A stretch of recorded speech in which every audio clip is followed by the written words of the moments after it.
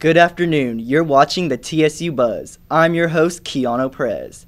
Beyonce, Beyonce, and Beyonce. If you didn't watch the Super Bowl, you missed out on some Beyonce. Oh, and Destiny's Child, Doritos, A Baby's Planet, and Clydesdale. On this week's Buzz, I will cover Sasha Fierce's performance at the Super Bowl halftime and my favorite halftime commercials. But first, a look at this past week's celebrity performance at Tarleton. At last week's SWAT event, Johnny Cooper and Josh Weathers performed at Tarleton State last Wednesday for SWAT Song Swap. SWAT provided coffee and desserts for the night.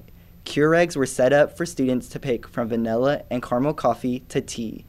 Desserts brought in from Cece's were chocolate powder brownies and cinnamon rolls. The event was held in the Tarleton Student Center with a white lighted dance floor set up for guests. Time for our Super Bowl entertainment coverage from the AP Exchange. Jennifer Hudson started the evening with America the Beautiful, along with 26 choir members from Sandy Hook Elementary.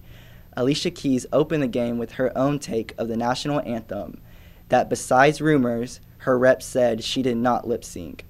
And now for the Super Bowl halftime performance. There was digital screens, images, nearly 24 backup dancers, an all-female band, and of course, Beyonce. Beyonce struck the stage with Crazy in Love and performed some of her other hits, including Halo and Single Ladies. Though the crowd amazed a moment would have to be Destiny's Child taking the stage. Kelly Towland and Michelle Williams literally sprang up on stage from beneath and sang their famous Bootylicious. My Twitter was erupted from the performance. Beyonce's admitted to lip singing at the president's inauguration last month, but showed us her queen title by singing fully live at the halftime performance. From my Twitter, at Keanu Perez, at Carmen D tweeted, "My favorite halftime show I have ever seen." At RMCX2 tweeted, "Beyonce is from Texas, you're welcome, America." And at CaliVille_93 tweeted, "Beyonce was so fierce she took the power with her," tweeting after the power outage at the game. Clever. Millions of viewers not only tuned in for the game and Beyonce, but for the biggest SmackDown airtime, the commercials. The AP reports the 30-second spots went up to $4 million this year, with predictions of more than 111 million views. Commercials fight to be the tweeted or Facebooked about on social media, and the talk about the following Monday. And with that, it's time for my favorite and top picks of commercials during the Super Bowl. Taco Bell, always winning my food heart, took my laughter yesterday with their commercial.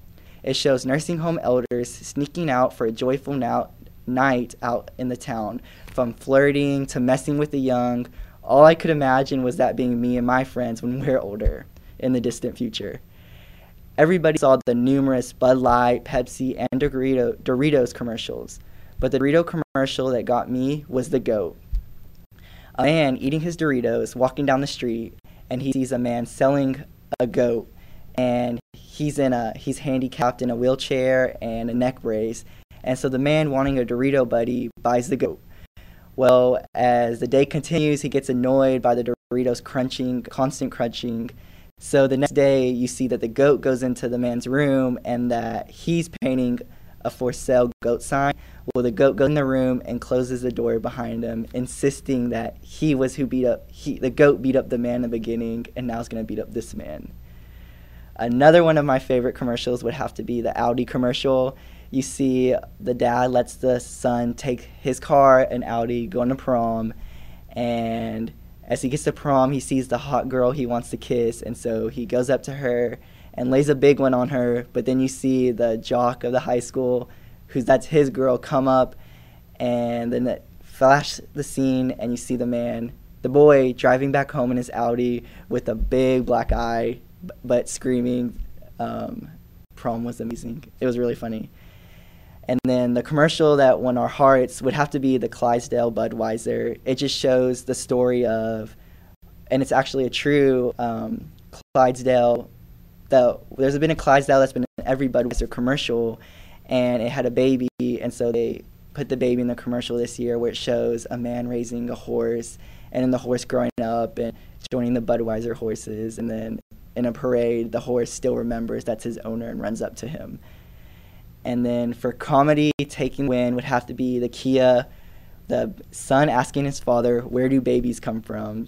And the dad making up this planet where everything baby is on, from baby animals to children, and that all the babies live there, and then that it takes them 9 months to travel to our world to come here, and that's how he explains where babies come from. It was really funny.